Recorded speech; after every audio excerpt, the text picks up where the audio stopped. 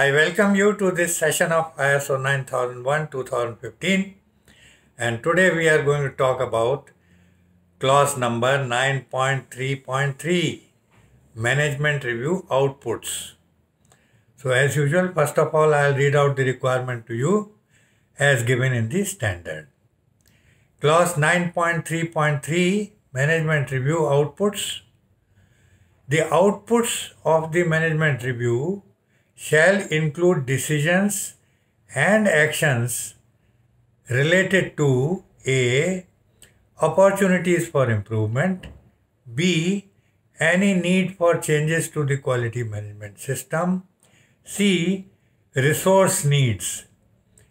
The organization shall retain documented information as evidence of the results of management reviews.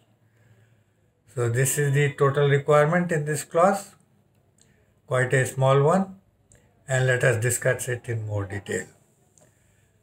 So as you are already aware, the management reviews are carried out after each audit. It may be internal audit or external audit, but after each audit, the management review has to be carried out. And during the management review, there are various agenda points. All those agenda points have got to be considered.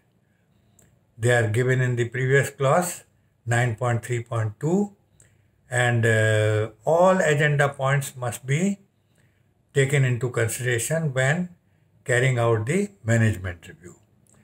So the system coordinator, he arranges to collect the information from the various departmental heads, compiles it, and presents it to the top management for carrying out the management review. And as I told you, all agenda points are taken into consideration. Now, the output of the management review, it must contain certain information which is given in this clause. The outputs of the management review shall include the decisions and actions related to A is opportunities for improvement. So this is a must. Apart from the agenda points, see, all agenda points have to be covered in the management review output. But especially in this particular clause 9.3.3, there are 3 points given. These must find place in the management review output. So the first one is opportunities for improvement, because continual improvement is a requirement of ISO, and the system must continually get improved. You may introduce new technology, new methods or better methods, and more of training or whatever. Wherever you see an opportunity for improvement, that improvement must be thought of and recorded, and action plan must be spelled out as to within how much period you are going to achieve it. So all this must be recorded in the management review output. This is point number 1, A. B. Any need for changes to the quality management system. See, if for any reason, it could be because of customer complaints, or it could be because of any need considered by the HODs or the people who are on the work. So any suggestion from anywhere, any need for changes to the quality management system, they must be recorded in this management review output, and the time span or the planning must also be spelled out, that within this much time we are going to complete these changes to the quality management system. So this is the second point, which is a must to be included in the management review output, apart from, as I told you, all the agenda points which are specified in 9.3.2. So all agenda points will come, and including all agenda points, these points must be put in the management review output. And number 3 is resource needs. Resource needs is an essential item for the further improvement of the system or further improvement of implementation of your service or production of your products or anything. Whatever resource needs are there, maybe you want to improve the safety aspects or environmental aspects or anything, or the quality of the product or the quality of the service, and you want to introduce any new processes or new equipment or new technology, that will need some additional resources. So those resource requirement also must be included in the management review output.